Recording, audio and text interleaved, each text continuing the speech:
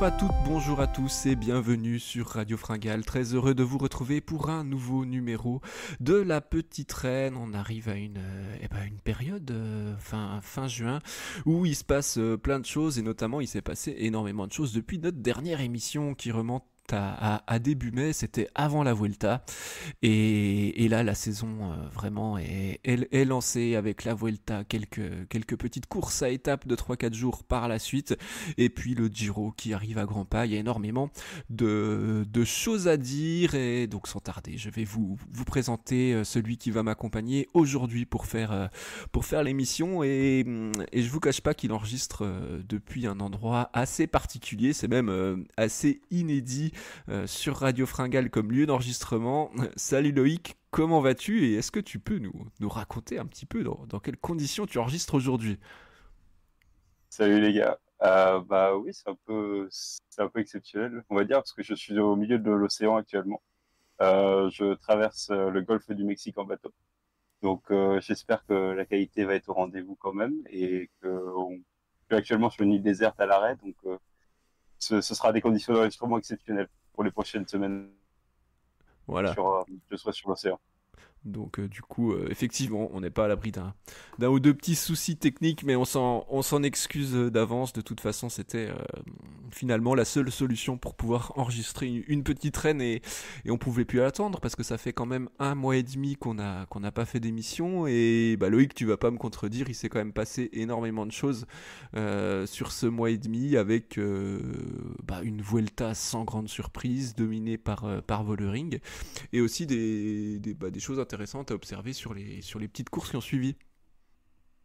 Bah oui, il y a eu des conditions de course qui ont été assez exceptionnelles. On a eu plein de petites courses par-ci par-là. On a eu des grandes courses. On a eu une Volta qui était très très belle. Puis on a eu un Tour de Suisse encore plus impressionnant. Donc ça a été très sympa de suivre tout ça. Et on a eu très envie de faire un podcast, mais on n'a pas trouvé les conditions d'enregistrement avant. Donc nous voici. Et oui, nous voici, et je te propose sans tarder de commencer en parlant de la Vuelta, où la grande favorite s'est imposée, Demi Vollering. Alors on va donner le classement final au général, elle s'impose devant une très surprenante Marlene Reusser. On en avait parlé dans la preview, mais on pensait pas qu'elle arriverait sur le podium. Troisième, une vaillante Anna van der Breggen qui a fait un petit peu ce qu'elle a pu, mais qu'on a bien senti au max. Et puis derrière, les Françaises, Cédrine Kerbol, une fois de plus très très forte, et puis Juliette Labousse, la meilleure des équipières et qui arrive à elle aussi en ayant bossé quasiment toute la semaine pour Vollering à terminer à une très belle 5e place.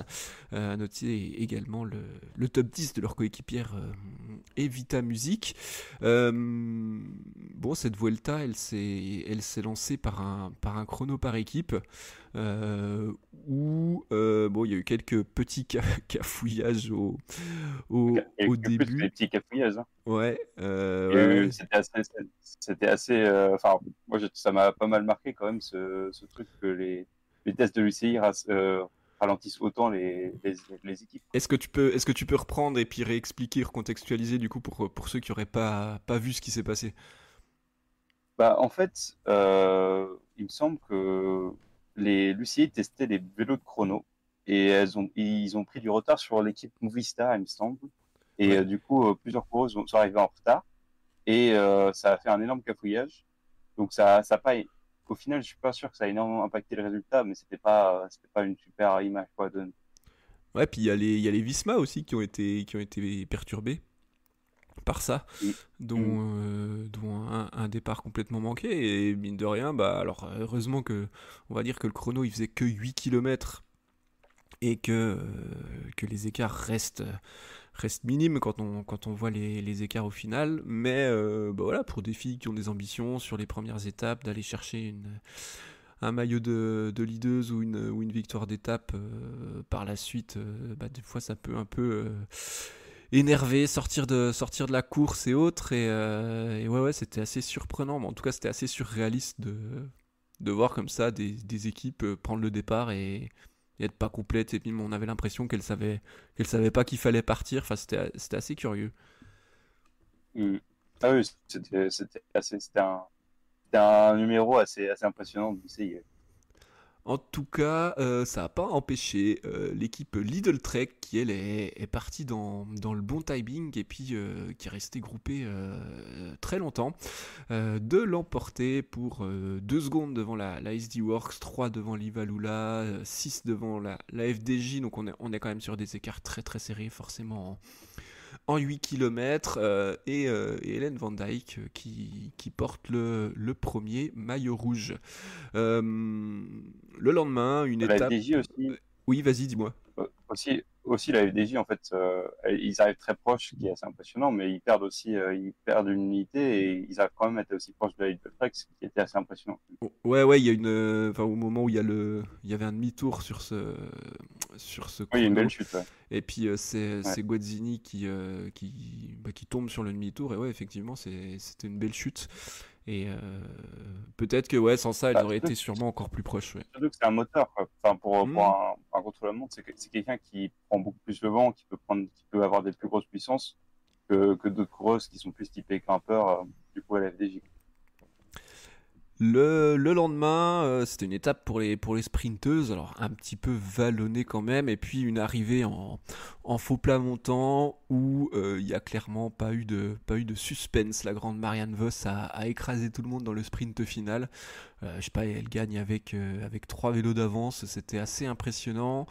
Et elle montre direct que sur les étapes comme ça, elle reste intouchable, en tout cas au vu du plateau qu'il y avait sur cette Vuelta. Oui, bah, elle est toujours là, elle est toujours présente, Marianne Vos. Et puis sinon, bah, il me semble qu'il y a quand même pas mal plu sur cette étape et il y a eu des chutes et Ouais. des grosses qui ont été retardées, dont Music, il me semble, et Reusser. Donc c'était quand même une étape qui a eu une fin assez stressante parce qu'il y a eu aussi, il me semble que Vollering sur cette étape-là, elle glisse presque. Il y a un moment sur le vélo, on la voit presque partir. Donc c'était assez cool comme fin d'étape.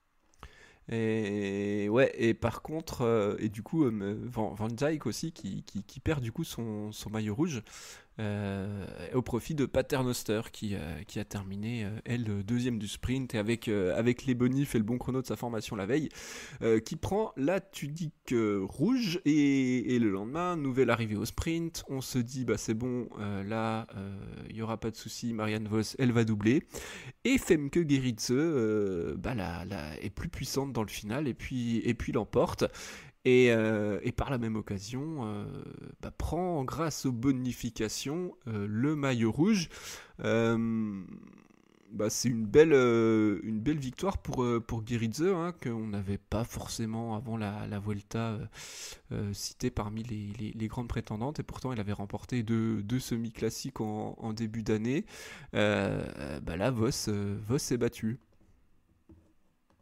Bah oui, il me semble elle est aussi partie en échappée à un moment, la coureuse. Donc ça a été, ça a été fragmenté par le vent. Ça a été une étape qui s'annonçait un peu gagnée par Vos d'avance. Et finalement, c'était une jolie étape. Et le lendemain, j'ai beaucoup aimé l'étape. C'était un final assez sympa à suivre où bah, les plus costauds se sont retrouvés devant, et notamment dans la dernière ascension. Mais la dernière ascension était finalement pas assez difficile, pas assez pentue pour faire la différence, pardon. Et là, ça s'est joué à la tactique, à l'expérience, et Anna van der Breggen met une attaque absolument magnifique pour partir seule et du coup bah, empêcher Vos de remporter une nouvelle victoire d'étape. Et moi, j'ai trouvé très très maligne Van der Breggen, et c'était sûrement pas la plus forte du groupe, mais elle a réussi à faire ce qu'il fallait pour déjouer, bah voilà, pour tromper en tout cas les filles qui l'accompagnaient. Et moi j'adore quand les filles, et on sait qu'elle n'a pas couru depuis quelques temps, mais le sens tactique est toujours très très très présent. Et et voilà, c'était très bien joué de sa part. Je crois qu'il y a Kerbal hein, qui à un moment tente quelque chose, mais du coup, Van der Breggen, c'était un petit peu mieux senti que la française, notamment. Bah oui, du coup, cette étape, elle a été à nouveau volée à Vos et ça a été une belle. C'était pas forcément montré qui était le plus fort sur cette étape, enfin la plus forte, mais qui avait. Enfin, Van der Breggen quand même met un petit coup en disant je suis là, malgré ses difficultés des fois à reprendre le niveau. Et du coup, alors elle se rapproche au général, mais ça suffit pas pour prendre le maillot. Et le lendemain, la grosse étape de montagne arrivée au Lagunas des Neila. Euh, et là, clairement, chaque fille va se retrouver à sa place. Elles arrivent une à une sur la ligne d'arrivée. Et la grande favorite de cette Vuelta, Demi Vollering, est hyper impressionnante. En tout cas, elle lâche toutes les filles qui l'accompagnent. Et finalement, il n'y a que Marlène Reusser qui arrive à limiter les dégâts en terminant à 24 secondes. Mais clairement, là, elle a montré qu'elle était la plus forte. La FDJ a aussi assumé le poids de la course et fait en sorte de la mettre sur orbite. Et puis elle s'impose assez largement et surtout récupère le maillot rouge avec 45 secondes d'avance sur Van der Breggen au soir de cette étape. Et là, c'est vraiment la journée qui a fait passer Vollering devant et où on s'est dit bon bah ok, cette Vuelta elle est pour elle, on voit pas comment elle pourrait être battue. Ah oui, oui, elle a été impériale sur cette étape. Il y a eu un travail quand même de la FDJ aussi pour préparer. L'étape, elle a été verrouillée en fait.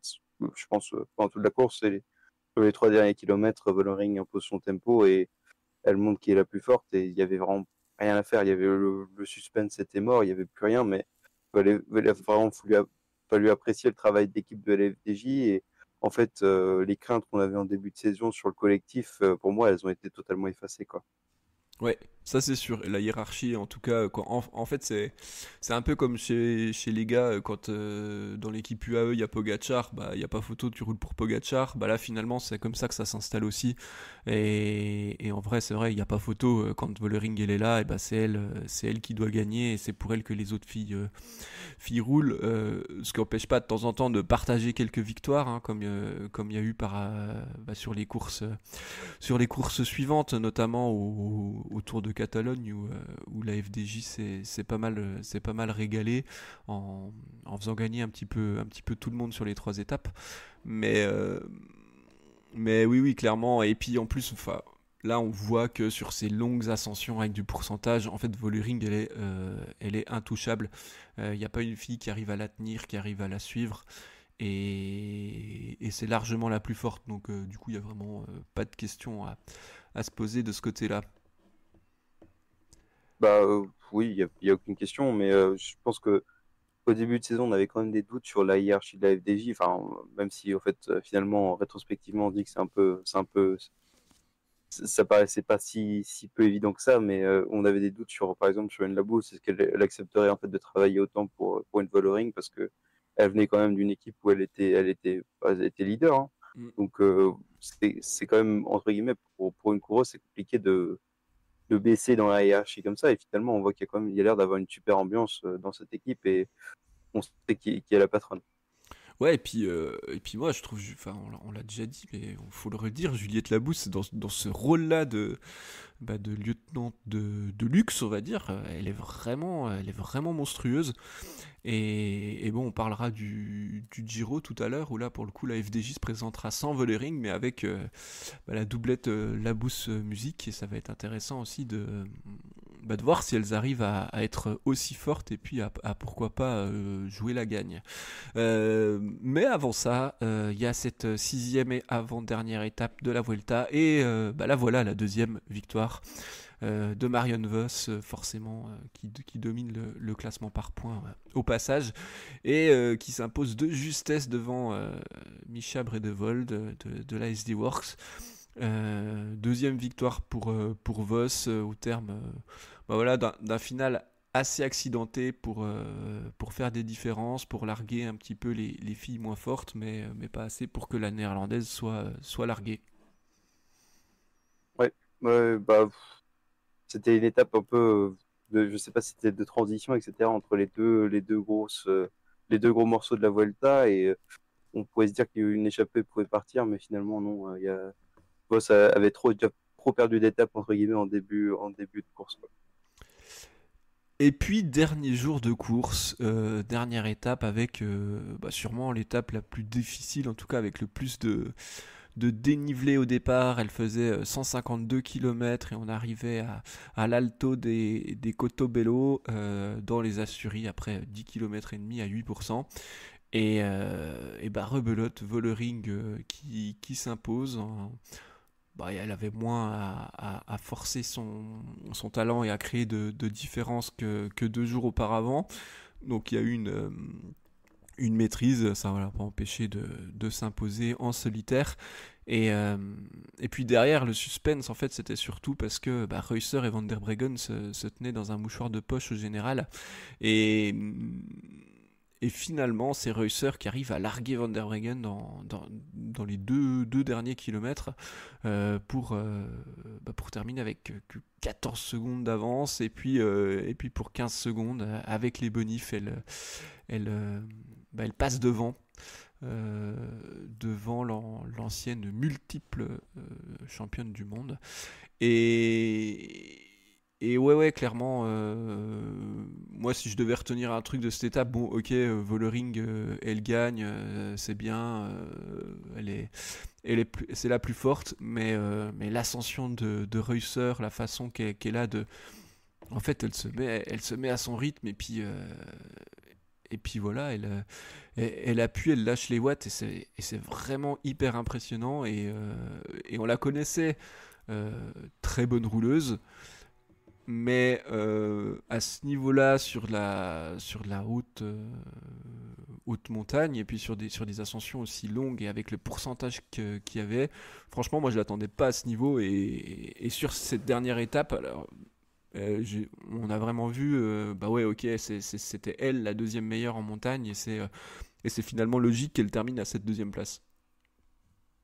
Bah, c'est quand même une prémisse aussi de ce qui se passera aussi dans le futur, en fait, le futur que nous on connaît déjà, mais on voit une Rosser qui est quand même au-dessus de Van der Breggen. Et moi, il y a des choses que non plus que j'ai pas trop compris sur l'étape où, par exemple, j'ai Van der Breggen qui mène un groupe à un moment. Je trouve que c'était pas forcément son rôle non plus tactiquement de mener un groupe à ce moment-là, alors que bon, il y avait d'autres filles pour faire le boulot. Donc, c'est intéressant en fait de voir la dynamique aussi post ultra domination de la SD Works, et en fait de voir que le peloton est aussi fragmenté en fait. Enfin, si on passe sur la domination de Vollering, en fait il y a énormément de coureuses qui peuvent faire beaucoup de choses, et c'est très intéressant. Et il y a plus cette équipe qui était enfin, qui cassait la course constamment, alors que la FDJ c'est un peu différent parce ils sont pas une telle puissance collective quand même. Et on voit que sur le Tour de Suisse, en fait, ça a complètement changé les dynamiques, quoi. Ouais.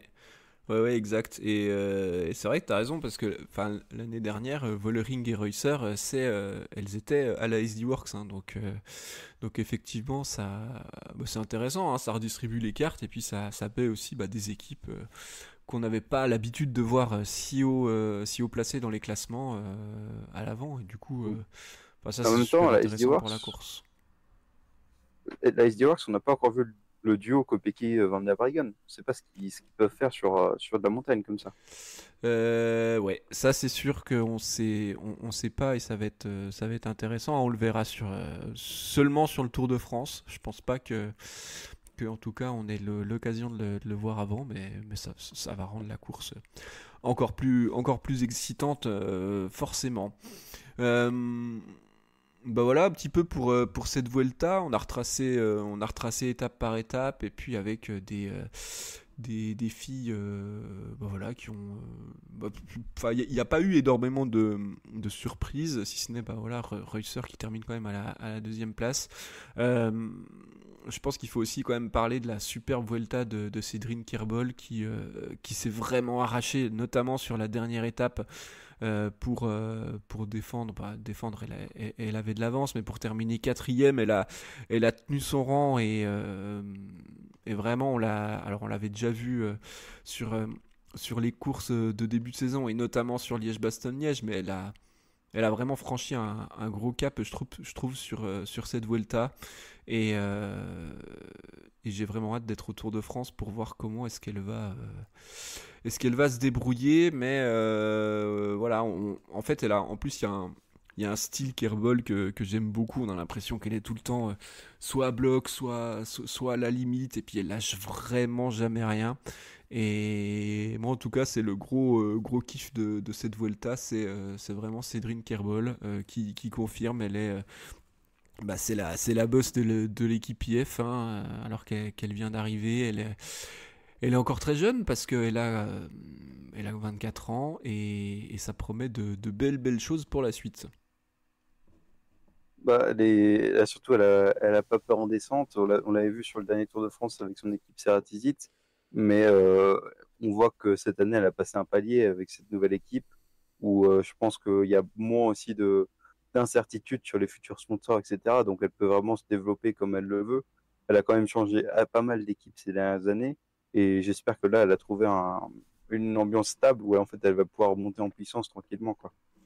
Ouais, puis ce serait intelligent aussi que IF construise vraiment un truc solide autour d'elle.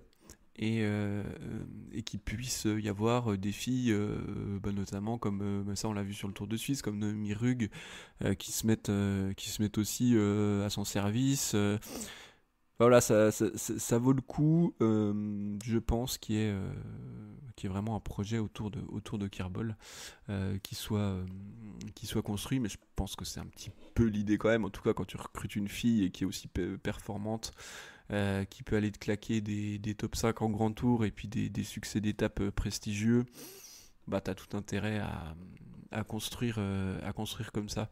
Et puis en plus, ce qui est cool, c'est que elle ose y aller, elle se met pas de barrière, elle y va et elle attaque et on l'avait vu sur Liège-Bastogne-Liège et puis voilà. Alors peut-être qu'à un moment il faudra aussi arriver à canaliser un petit peu tout ça et puis à choisir vraiment les moments les plus judicieux pour pas gaspiller trop de cartouches, mais bon, du coup, c'est hyper agréable à voir courir. Est-ce que tu voulais rajouter quelque chose encore sur cette Vuelta, un truc qui t'a plu à toi? Euh, Moi, je pense qu'on a dit quand même la plupart des choses qu'on devait à dire. Euh, je pousse encore pour des grands tours chez les femmes qui soient plus longs et qui puissent, je sais pas si on pouvait passer sur 10 jours ou même plus à un moment, ce serait cool. Et je pense que là, on a trouvé un bon équilibre aussi sur les étapes de plaine, etc. Donc non, c'était super intéressant. Ouais, je te rejoins là-dessus. Et c'est quand même mieux quand c'est comme ça plutôt que certaines fois où il y avait juste une étape de montagne où tout se jouait. Là, ça rend la course quand même beaucoup plus intéressante. Bon, après, il y a eu quelques courses hein, en Espagne, Burgos, Pays Basque, Catalogne. Bon, juste rapidement, on va pas forcément s'attarder dessus, parce que malheureusement, on n'a pas plus de temps. Domination de Vollering sur le Tour du Pays Basque et sur le Tour de Catalogne.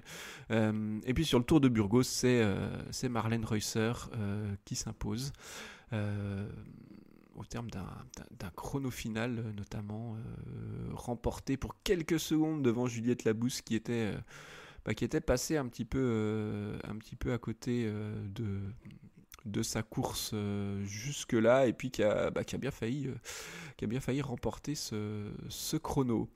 Mais ce qui nous intéresse quand même un peu plus, et là où ça vaut le coup de passer plus de temps, en tout cas c'est le choix qu'on a fait, c'était de parler du Tour de Suisse. Pourquoi parler du Tour de Suisse? Tout simplement parce que Demi Vollering n'a pas remporté une course par étape sur laquelle elle était bah voilà, elle était alignée. C'est une première en 2025 et puis en C'est une première 2024. en très longtemps. Bah, en fait, en 2000, elle avait perdu le Tour de Romandie face à Kopecky. Ah oui, c'est vrai. Ouais. Mais oui, oui, moi aussi, en voyant ça, je me disais, ouah, mais en fait, ça fait hyper longtemps. Mais finalement, à la fin de l'année 2024, elle n'avait pas réussi à l'emporter sur ce Tour de Romandie. Mais sinon, si on veut remonter à un autre moment où elle perd avant ça, c'est le Tour de Suisse 2023. Et derrière qui? Eh ben, derrière Marlène Reusser, déjà.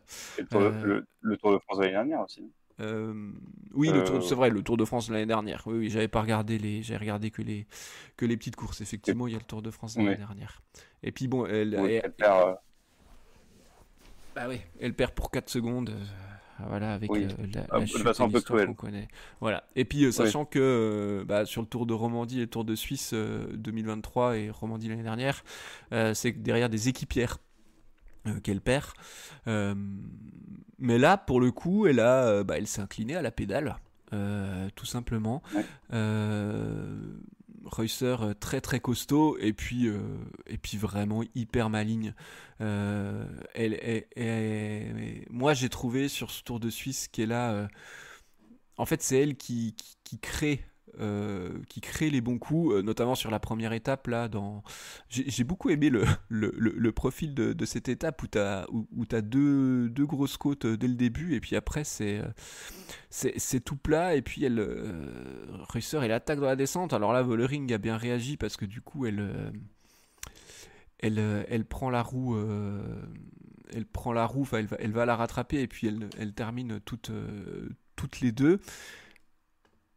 Mais après, ouais, j'ai trouvé Reusser vraiment beaucoup plus maligne, et notamment parce que le général était encore serré hein, au matin de la dernière étape. Il n'y a que 3 secondes entre les deux filles. Et, euh, et en fait, sur cette dernière étape, à un moment, je crois que c'est ça, tu m'arrêteras si je me trompe, mais c'est Niewiadoma qui attaque. Une attaque très bien sentie. Reusser et Vollering se regardent un petit peu, et puis en fait, je sais pas pourquoi Vollering a pas a collaboré. Elle aurait dû laisser Reusser faire le taf parce que Niewiadoma était quand même aussi. Alors, elle n'était pas hyper dangereuse au général, mais bon, tu t'arrêtes de rouler, ça peut faire des grosses diffs. Elle était, elle était à 1 minute, il me semble, un truc comme ça. Ouais, 2 minutes. 1 minute, Ouais, ouais. enfin, 1:30. Ouais. Ouais, elle était loin quand même, Elle mais était loin bon, encore, ouais. tu sais pas. Puis en fait, c'est surtout qu'il y a que 3 secondes d'écart. Donc, Vollering aurait pu se dire bah attends, vas-y, Oui. Marlène, tu roules, c'est pas à moi de rouler. Et puis là, si tu gagnes l'étape et puis que derrière, elle fait 2 Reusser, bah il y a 4 secondes d'écart au niveau des bonifs et puis elle repasse devant. Ah, c'est bon, ouais. Et en fait, une fois de plus, elle fait des mauvais choix tactiques. Et à aucun moment, je pense, elle doit collaborer dans le final. Et puis, Reusser, elle place un contre absolument monstrueux. Et puis, du coup, après, il y a pas photo. Et les D'accord, ouais. deux, elles finissent à 30 secondes. Mm. Non, non, mais je sais pas si Vollering, elle paye pas aussi cette, enfin, elle court énormément, enfin, faut le dire. Là, elle fait pas le Giro, mais elle court énormément, en général. Et elle est partie, elle a fait quand même une grosse, enfin, pas mal de courses en Espagne, et après, elle revient sur le Tour de Suisse. Je sais pas si, entre guillemets, si elle arrivait aussi sur une fin de cycle aussi, au-delà de la tactique, il y a eu je pense qu'il y a une fatigue mentale, une fatigue Hmm. physique. Oui, oui, Tu vois, je pense aussi, ouais. Hmm. je, ça m'inquiète pas du tout, en tout cas, sur les capacités de Vollering. Je trouve que, en plus, Reusser, entre guillemets, enfin, elle toquait à la porte depuis un moment. Ça faisait depuis des semaines où on sentait qu'elle montait en puissance, et en fait, on se rend compte que ça devient enfin, ça a toujours été une très bonne course, mais qui peut se lâcher, en fait, à la Movistar. En fait, on voit aussi une délibération, en fait, post-SD Works. Hmm. Et puis, le parcours lui convenait quand même super bien sur le Ouais, Tour de ouais. Suisse. Avec pas d'arrivée au sommet, où on sait que Vollering est quand même intouchable là-dessus. Des étapes assez accidentées, mais enfin voilà, surtout À chaque fois, dans le final, c'était des trucs où c'était quand même roulant, fallait emmener du braquet, Ouais. fallait... Il y a pas de grosses montagnes là. Non, Il y a non, non, là, pas, là, il y a pas- il y avait pas de, il y avait pas de grosse étape de montagne. Donc, c'est un comble en Suisse, hein. j'allais dire, à croire que les Suisses aient tracé le parcours pour Oui, que Racer à puisse croire. gagner, mais Bizarre. on n'est pas à l'abri On n'en est pas là. et pourquoi La pas, hein, théorie du complot Radio Magal. ça, c'est le Giro des années 70-80, ça, normalement. Mais, mais ouais, et puis ouais, je suis d'accord avec toi, peut-être que. Enfin, tu vois, Reusser, elle a fait que le tour de Burgos entre-temps. Vollering, elle a quand même c'est vrai qu'elle a pas mal enchaîné, hein. Ouais, elle a Donc enchaîné elle quand doit même. être un peu cramée. Après, Je je pense pense que que là, vas-y. à mon avis, c'était le plan quand même. D'enchaîner Hmm. après la Vuelta et puis après arriver au 15 juin, la fin du Tour de Suisse, faire un break et puis après se retaper un gros stage avant le Tour.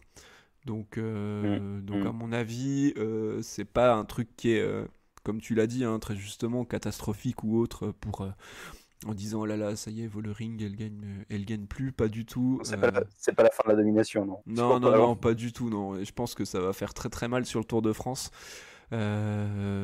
Parce que enfin, la saison est quand même construite pour gagner le Tour de France et pas pour autre chose. Et ce gros bloc et cet enchaînement de courses, c'est aussi dans cette optique-là. Hmm. Hmm. Bah, c'est sûr, je pense qu'il n'y a rien d'inquiétant vraiment.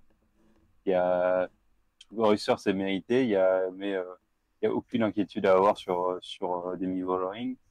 Et c'est aussi sympa de voir quelqu'un de gagner, entre guillemets, mais le Tour de Suisse, on regarde les profils d'étape, il y a rien qui correspond vraiment à ce que, aux qualités de Vollering. Mm. Enfin, les qualités intrinsèques, elle est bonne partout, hein, mais les vraies super qualités où elle lâche tout le monde, c'était vraiment comme enfin, les deux étapes de la Volta où en fait il y avait une montée sèche à la fin, une arrivée au sommet.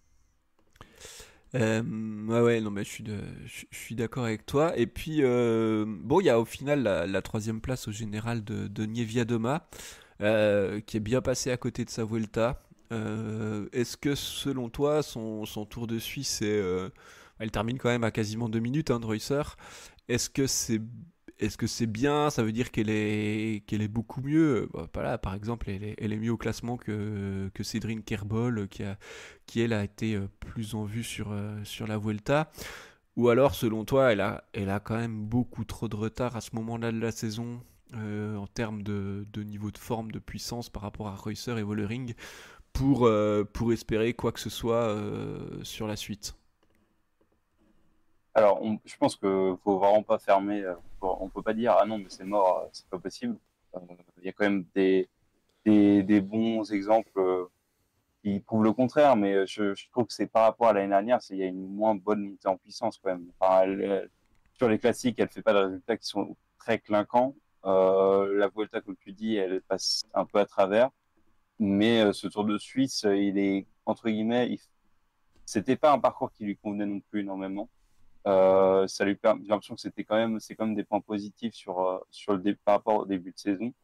Et je pense qu'il faut enfin, faut laisser le temps aux choses. Et est-ce que je suis inquiet? Non. Est-ce que je pense qu'elle va faire une saison un peu moins bonne que l'année dernière? Oui. Hmm. Ouais, ouais, ouais, bah, Je, on voit difficilement comment elle pourrait gagner le Tour de France. Après, l'année dernière, alors oui, elle fait une belle campagne de classique, mais bon, je crois qu'il y a eu une chute, hein, sur la Vuelta, et c'est pour ça qu'elle abandonne. Euh, Bah, Tour de Suisse, elle termine quatrième, elle est loin, loin de Vollering, même de Longo Borghini. Euh, et puis finalement, au Tour de France, alors oui, il y a les circonstances de course et la chute, mais derrière, elle est pas à la ramasse non plus, et même elle est un peu moins forte que Vollering en haute montagne. Euh, elle est quand même beaucoup moins forte. Alors, et- moi, je trouve que au Tour de France l'année dernière, tu voyais vraiment qu'il y avait un bon écart quand même. Je pense qu'elle s'est accrochée parce elle avait le maillot jaune. Et ça fait une super fin de course, mais je pense pas qu'elle est. Moi, à mon avis, elle l'a pas gagné à la pédale, non, non, mais ça, je suis ce d'accord, mais Tour de France. tu penses qu'elle est beaucoup moins forte, enfin, qu'elle est pas moins forte cette année que l'année dernière, toi? Je pense que, je sais pas si elle est moins forte, je pense qu'elle a moins évolué que les autres. Ouais. Bah, il a 30 ans aussi, hein. Ouais, Bon, je pense après, que. Vollering aussi, hein, il me semble. Non, 28. 28.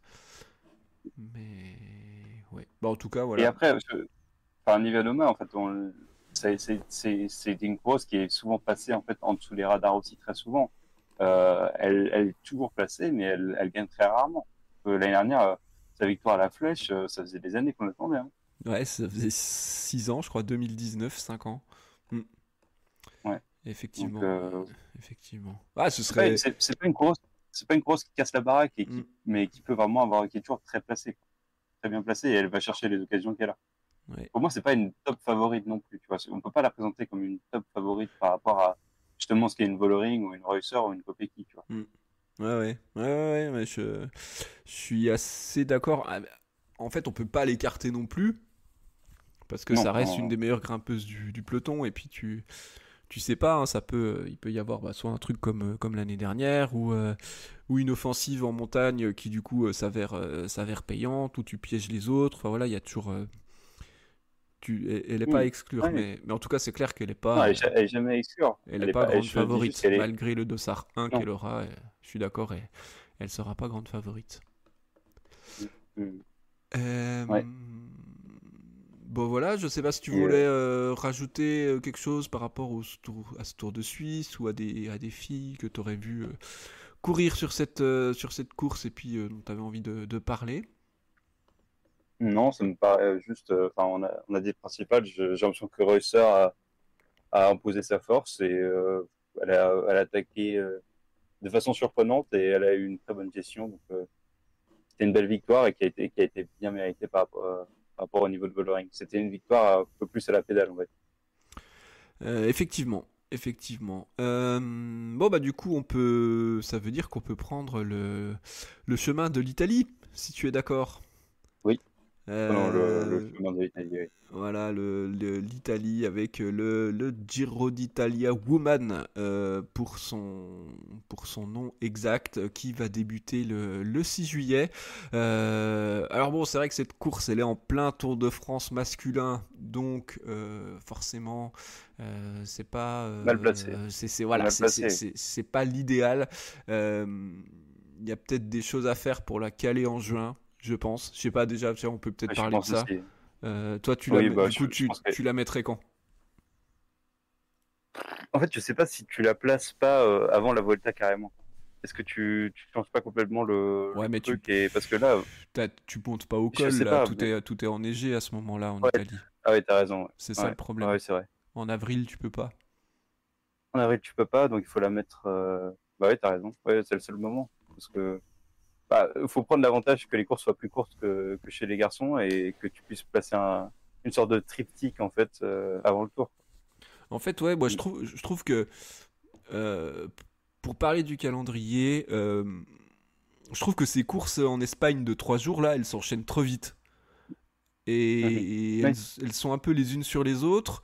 parce que je pense pas qu'elles sont pensées justement pour qu'en fait elles fassent une sorte de grand tour en fait en ajoutant toutes les courses quoi. Et moi j'ai l'impression que c'est presque une continuité en fait ces courses là. Bah, après, je pense que c'est aussi fait pour que, tu sais, les équipes, les staffs restent un mois en Espagne et que du coup Mm. Mm. fassent toutes les courses et que et c'est une façon aussi d'attirer les équipes parce que c'est sûr que si faut que tu ailles 5 fois en Espagne dans l'année, bah, peut-être que des filles qui sont basées je dis n'importe quoi en Allemagne, elles vont pas se taper 5 fois les allers-retours. Ça va coûter plus cher, Mm. les budgets sont quand même assez serrés, tandis que si tu fais comme ça, bah oui, euh, tu loues un truc en Espagne et puis après tu te rends sur les courses. On sait que c'est des bonnes conditions d'entraînement aussi à cette période-là. Donc pour ça, pourquoi pas. Mais après, je trouve que ça, je comprends le problème logistique, on va dire, et financier. Après, sportivement, je trouve ça pas dingue. Euh, voilà, il y a peut-être mieux à faire, et puis où t'en mets deux à un autre moment dans la saison, où tu vois, on l'avait dit aussi avant la Vuelta, il y a pas de petite course par étape comme ça avant la Vuelta. Parce que en fait, c'est peut-être la Vuelta qui arrive trop tôt aussi. Mm. Mm. Juste après les classiques. bah tu vois, une semaine après, bah je sais pas, tu le fais là, ton tour du Pays Basque, euh, ou ton tour de Catalogne, et puis après, peut-être que la Vuelta pourrait arriver un petit peu après. Alors, oui, vous allez me dire, bah oui, mais du coup, c'est en même temps que le Giro masculin. Bah oui, mais bon, après, voilà, c'est pas comme une Sinon, course qui est en même temps que le fais Tour de arriver France non plus. oui, sinon tu fais arriver les étapes plus tôt Hmm. que sur le Giro et tu fais que les gens puissent basculer en fait Bah, c'est ce qu'il y avait en plus là d'une sur la division à Vuelta, l'autre, hein. quoi. Oui. C'est ce qu'ils ont fait, hein, Mm, sur la mm. Vuelta, parce que ça arrivait tôt. Donc Oui. voilà. Mais en tout cas, ouais, moi, ce Giro, parce que je trouve que, alors oui, peut-être en été, machin, mais enfin, en fait, le Tour de France masculin a une telle En termes ampleur d'audience. Oui. médiatique, ça pompe tout que du coup, enfin même nous, hein, des fois, on va pas forcément, enfin Nous on peut pas les regarder les étapes des fois. tout, tout le Enfin, monde, bah ouais, c'est faut. ça. Tout le monde est happé par le tour, alors que si, bah si, je sais pas si ça avait été cette semaine, par exemple, Mm, mm. que le Tour de Suisse était peut-être avancé ou mis à un autre moment ou je ne sais quoi, et bah là t'avais le Tour d'Italie. Après tu peux enchaîner sur balle parce que le week-end prochain c'est les championnats nationaux, donc ça c'est pareil, il faut que ça soit voilà, c'est quand même placé toujours fin juin, il n'y a pas de raison que ça bouge forcément. Enfin voilà, du coup, première réflexion sur ce calendrier. Mais en tout cas, toujours est-il que euh, cette année, il s'élancera bien. Le 36e, hein, quand même, Giro d'Italia Women. On dit le Tour de France, machin, c'est super, ils font le cyclisme féminin. Et ben c'est la 36e édition en Italie, donc ils l'ont fait un petit Oui, peu. ça fait un moment, ouais. Voilà, ça fait un moment, et même si le Tour de France avait existé avant, en tout cas, voilà, le Tour d'Italie a lui continué. Et on va commencer avec on part de Bergame, et c'est un contre-la-montre individuel, plat comme la main, de 13 km. Et puis après, le lendemain, on arrive direct sur la montagne. Alors, on n'a pas l'ascension la plus difficile, mais on arrive à un lieu bien connu du Giro, à Aprica. Ensuite, bah voilà, une première arrivée après cette arrivée à Aprica.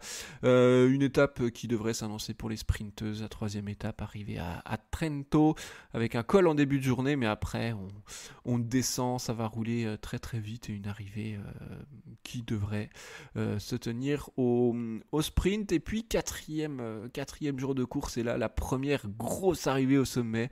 Une étape qui va être assez longue, hein, 156 km, et une arrivée à Pianezze après quasiment 11 km à 7,5%. Ça devrait être la première explication entre les candidates au maillot rose, et on devrait aussi voir les premiers écarts. Donc quatrième jour de course, c'est bien, ça arrive quand même assez tôt pour qu'il y ait déjà des différences, et puis pour que ça puisse animer notamment les derniers jours de course. Alors sûrement pas la cinquième étape, qui elle fait à peine plus de 100 km, toute plate, Mirano, Monselice, pardon, excusez-moi, je prononce très mal l'italien, je ne connais pas du tout cette langue. Tu me diras ce que tu en penses après, Loïc, mais perso, je trouve que c'est un peu redite après l'étape 3, quasiment toute plate, l'étape 5, toute plate. Alors oui, il en faut pour les sprinteuses, mais on peut peut-être aussi amener d'autres choses sur une course qui dure qu'une semaine. Oui, je pense, ouais. Voilà. Mais pour ça, il y a une très belle étape, la sixième, le lendemain, 144 km. Et là, c'est une étape...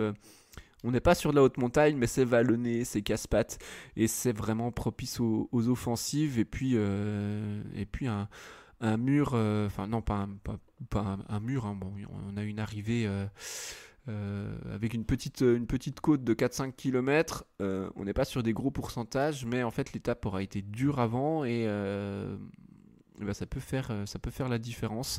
Voilà, en tout cas, suivant les positions qu'il y aura au général avec cette quatrième étape, c'est un Giro qui s'annonce ouvert. On parlera un petit peu des candidates, même si on a on est loin d'avoir n'a toute pas la encore start beaucoup de... list encore, Ouais. mais, Mm. mais du coup, sachant qu'il n'y aura pas Vollering qui, si elle avait été au départ, aurait tout écrasé, Kopecky, normalement, ne sera pas là non plus, encore que on ne sait pas encore.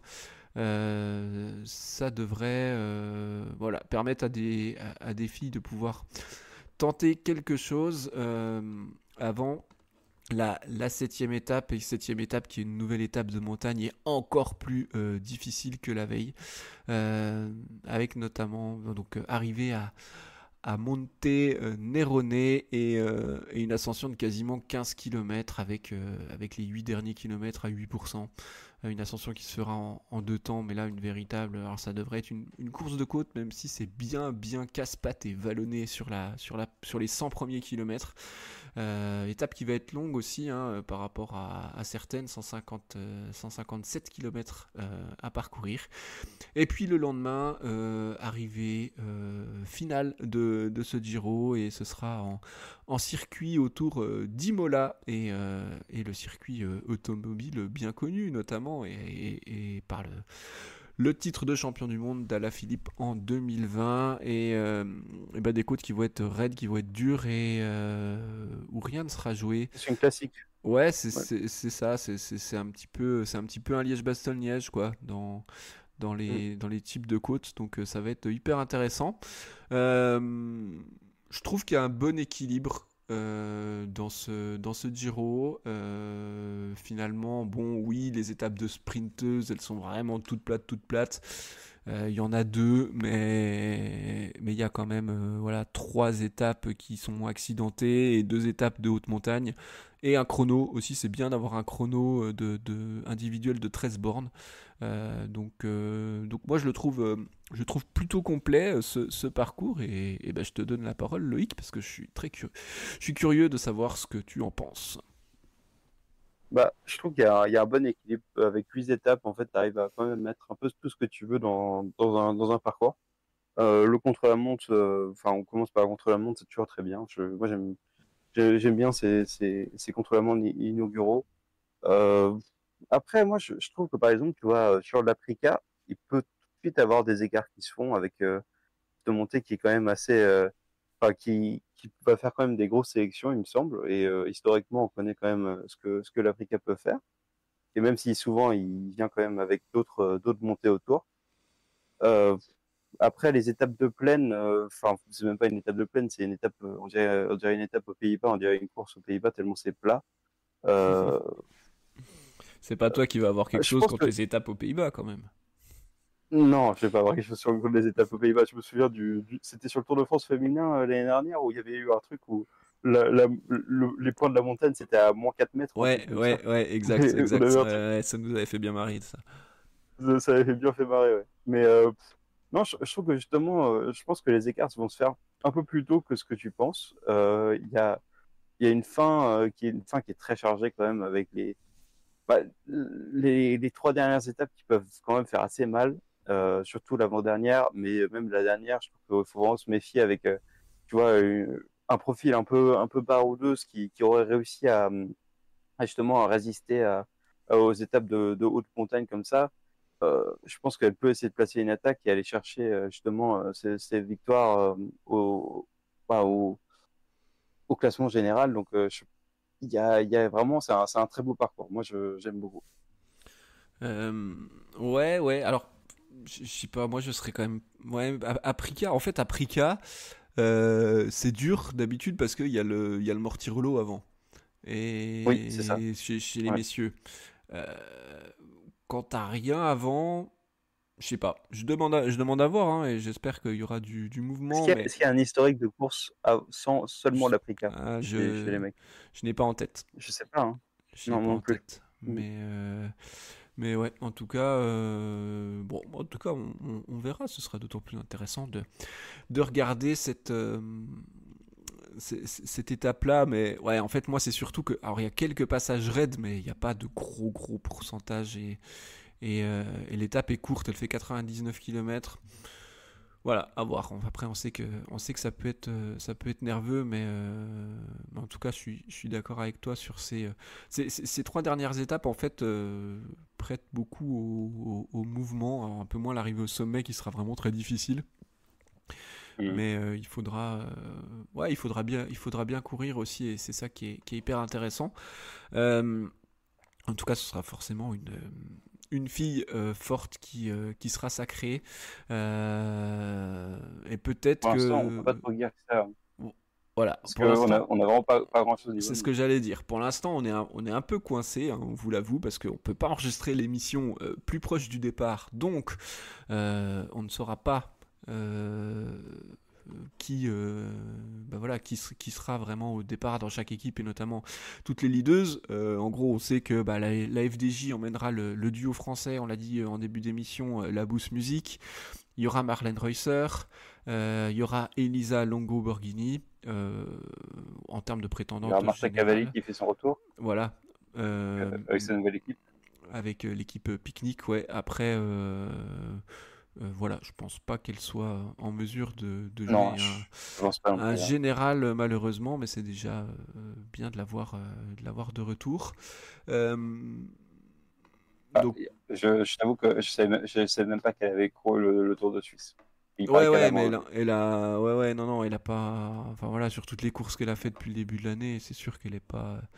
Je pensais même pas qu'elle avait couru cette année encore. Elle est pas Bon, dans le coup, mais ok. après, on sait qu'après Ouais, pas des un coup, ouais. grosses blessures comme ça, c'est toujours Ouais, compliqué c'est compliqué, ouais. de revenir. Donc, espérons que ça aille mieux. Bon, après, au niveau des sprinteuses, hein, on aura notre duel Marianne Vos, Lorena Wiebes. Donc, ça Ouais. devrait être quand même hyper intéressant. Après, en fait, je trouve que vu les arrivées, Wiebes devrait quand même être compliqué à sortir. Ouais, c'est ça. En fait, On n'est elle pas le à montre l'arrivée quand d'une même souvent classique, quoi. que, bah, c'est ça, c'est que c'est pas assez compliqué vu comment c'est plat. Je pense pas que ce soit assez compliqué que pour que Voss aille gagner ces étapes-là. Enfin, il me semble enfin, Phoebus, quand elle est en forme et qu'elle cafouille pas, elle est imbattable sur un sprint. Elle l'a montré à Copenhague ces derniers jours. En fait, elle est injouable. Enfin, c'est la meilleure sprinteuse, la meilleure sprinteuse, et je vois peu de coureuses à aller chercher une étape justement face à elle, surtout sur le genre d'étape Ouais. plate. Ouais, non, mais ça c'est clair. Et Mm. puis pour Voss, finalement, je pense que peut-être les étapes vallonnées sont peut-être un peu trop difficiles. Ouais, Je, aussi, ouais. Ouais. je sais pas, tu vois, elle peut peut-être se faire avoir comme il y a eu à la Vuelta, ou sur l'étape où Van der Breggen s'impose, ou Mm. ce genre de scénario. Et ouais, voilà, ça va être. Ça va être intéressant en tout cas de voir si elle arrive à aller claquer une étape, mais finalement c'est pas si sûr. C'est pas si sûr. Mm. Euh, bon voilà, je sais pas s'il y a d'autres choses que tu voulais dire par rapport à ça, hein. Malheureusement, on s'excuse une fois de plus, mais Ah, on peut pas ouais. enregistrer plus proche du départ, donc on n'a pas tous les noms euh, des prétendantes. Euh, Bah, en tout cas, l'année dernière, c'était Kopecky qui s'était imposé devant Longo Borghini. Si peut-être sur Longo Borghini, tu la vois comment là, au vu de son début de saison sur. Ouais, je dis n'importe quoi en fait, c'est Longo Borghini qui avait battu Kopecky Mm. Ouais, au c'est elle qui a final. gagné en 2024. Autant pour moi. Oui, oui, Ouais. oui, Mm. j'ai inversé les positions. Ça a été longtemps très très serré, et puis finalement, sur, euh, sur la dernière étape, elle avait fait la différence. Longo Borghini. Selon toi, Ouais, est-ce que avec sa nouvelle. elle sera favorite à sa propre succession? Je sais pas parce qu'on l'a pas trop vu courir face à Reusser, mais je Bah, pense Tour de que Burgos, où elle a le largement Tour de perdu. Burgos, elle finit deuxième. Ouais, Ouais, mais à elle s'est près fait de 2 écraser. minutes. Ouais, Reusser Ouais, a vraiment ouais. dominé le Tour de Burgos. Mm. Après, Ah oui, c'est vrai. 1 minute 51, ouais. ouais. Puis elle fait la diff. Enfin, Mm. Reusser, elle a été monstrueuse sur le Picon Blanco, sur le Tour de Burgos, où c'est là où elle fait la différence. Mm. Donc, je sais pas, on l'a pas encore vu énormément courir des courses par étapes, en fait, Elisa Longo Borghini cette année. Justement, contrairement à une Voloring ou à une Reusser, elle a pas énormément couru encore. Elle a juste fait la Volta Burgos. Après, elle a fait que des classiques où elle s'est quand même très bien débrouillée. Elle a fait le tour de l'UAE aussi, c'est vrai, ouais, mais ça avec reste son équipe. début Est-ce que ça février, compte vraiment? l'UAE Tour, ouais, c'est ça. On peut pas en Ouais. tirer grand-chose de l'UAE Tour, je pense. Non, je pense que Reusser part plus favori que Elisa Longo Borghini. Pour moi, au vu des formes actuelles, je pense elle part plus favori. Ouais. Après, je pense Mm. que Longo Borghini va quand même monter en puissance avec ce doublé dans le viseur.